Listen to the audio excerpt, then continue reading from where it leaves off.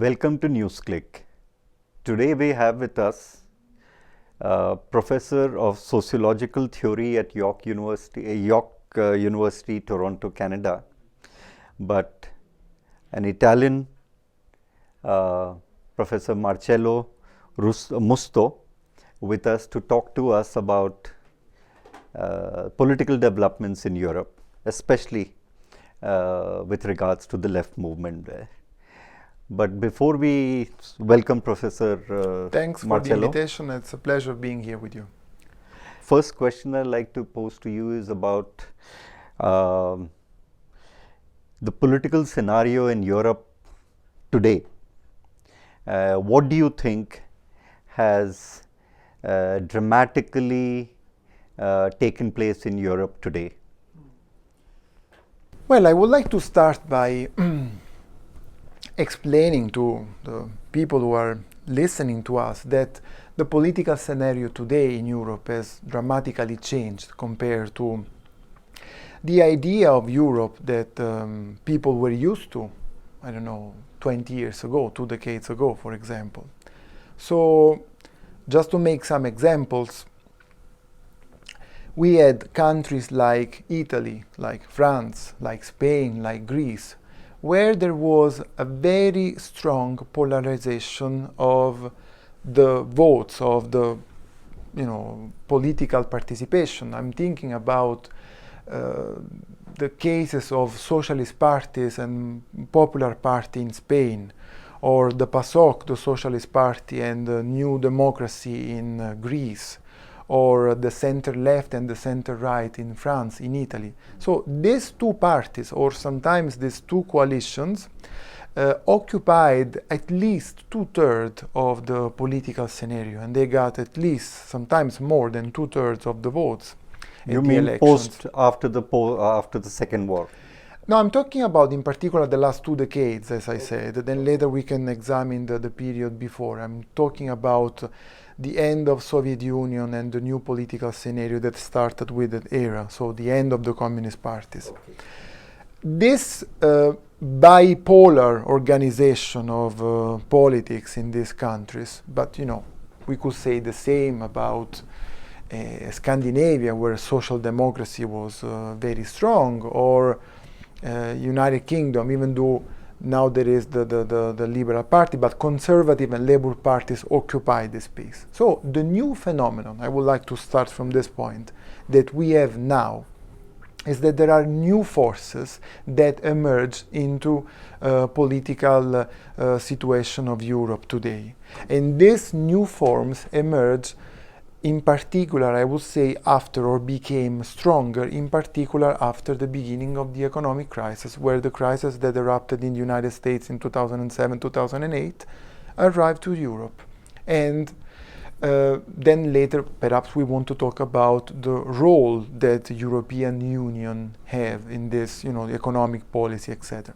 So, in order to go back to the first part of your questions, now we have a political situation in these countries where there are no longer only 2 big parties, but there are new forces.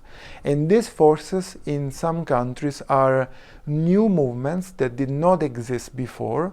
I'll make the example of the 5-star movements, for example. Political party that in my country, the first time they went to the election, they became immediately the first party of the country, which is something unbelievable to conceive even 10 years ago, because Italy had this long tradition of the Christian Democratic Party and the Communist Party. As I told you, they had more than 30% of the votes. It has been like this after the end of World War II. And I could make an example in other countries, like, for example, Podemos in Spain, or, for example, the Front National, National Front in France, or the famous case of Syriza in Greece.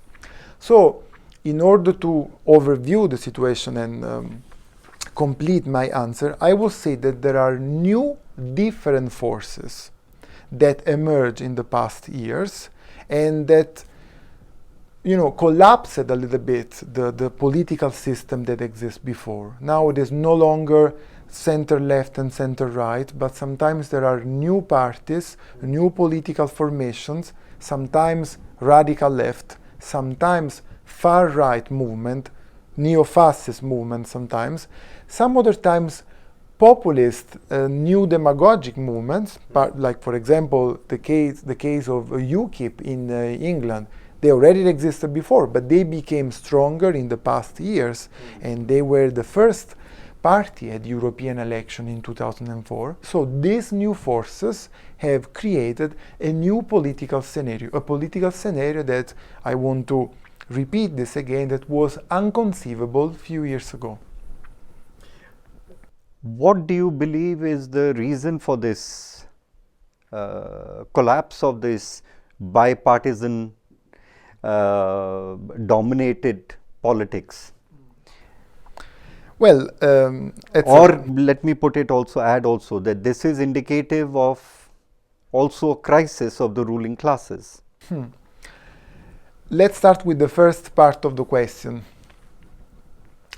What had created this? First of all, with the crisis in 2008 that started in 2008 and then later became even more complicated, in particular for many countries of Southern Europe, where now there is a debt issue that is very strong and very well known. I'm not going into this now. But there is an economic situation now. I better give some numbers. Sometimes it's boring, but I think that people should think about this. We have a rate of unemployment in countries like Greece and Spain that reached 1/4 of the population. We have a rate of unemployment in countries like Italy or Portugal or France between 12, 17, 11%. So we have an incredible dramatic phenomenon of more than 1 million young people between 18 and 29 years old leaving the country, leaving Italy, Spain, Portugal, and Greece. From these 4 countries, we had, for the case of Portugal, we know that there are at least 400,000 young people between 18 and 29 that left the country after 2008. And I'm talking about a small country like Portugal. I'm talking 400,000 people is a huge part of the population. Where did they go? They go in Germany, in England, in sometimes when they had a very strong qualification, they went to get a job outside. This is also a case for Italy. You know, all these people who became important professor or working as doctor, they found the resources to do this on the other coast of the Atlantic in North America, for example. So you have a very dramatic change, in particular a change for the new generation. I would like to stress this because this new generation, for the first time after World War II, they live in worse condition than their parents. They have to work now 7 days a week when they got a job, when they are lucky to get a job. They take 2-3 different jobs. So precarious job, flexibility is everywhere. Not talking of the other dramatic situation, which is the attack to social welfare. Because in the past 20 years, not only in the past 7-8 years after the crisis, but in the past 20 years, the European model has been attacked, has changed dramatically in many places, including in Scandinavia, where there was the flag of social welfare. So there is a dramatic economic change, and this situation has generated issues in the society, and also the need for new responses.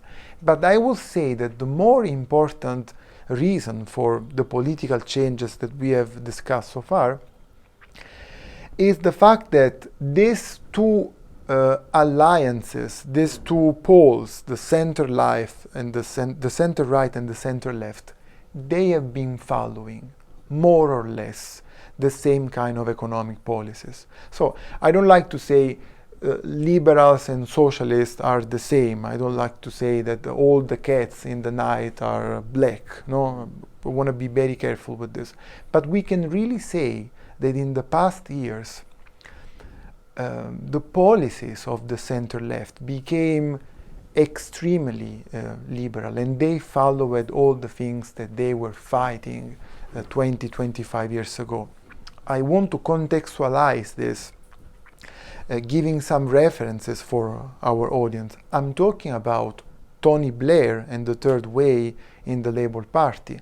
I'm talking about Schröder in Germany. So I'm talking about radical changes that destroyed the last presence of social democracy in this part. Perhaps the only exception to this is Lionel Jospin in France, with this left, la gauche plural left. But also in that case, they were defeated. The reform of the 35 hours, work in 1 week. They were defeated. So in this period, the center-left is doing exactly the same politics of the conservative or Christian Democratic Party, the policies that are imposed from European Union, from the so-called Troika, and there are no differences. I mean, why should I vote for the Socialist Party, the center-left, if actually there are those who follow more the policies of liberalism? This is what happened. Let me say something about it, if I may, about Eastern Europe, because Eastern Europe generally is not considered in the debates about Europe, but we are talking about many millions of people. Look at the case of Hungary, for example, or of Poland.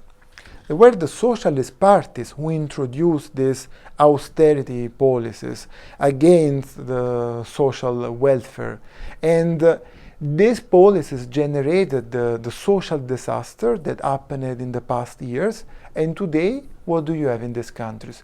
You have a fascist government in Hungary. You have an extremely conservative, right-wing, far right-wing government in Poland.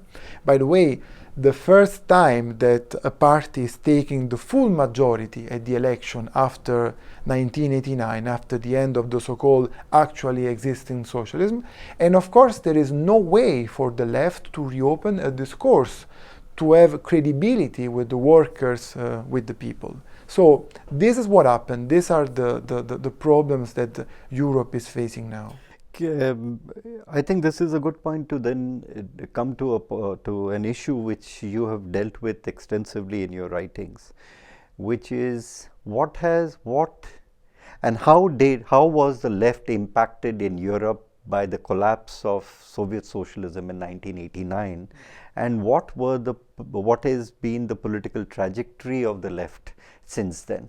I think it would be very interesting for our viewers to know that.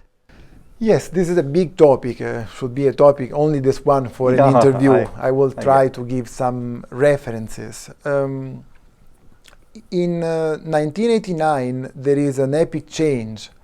There is a serious change in European policy. Of course, it's the end of Soviet Union, it's the end of all the so-called socialist regimes of the Eastern European countries, including in Germany, German Democratic Republic. And it is the end of the communist parties.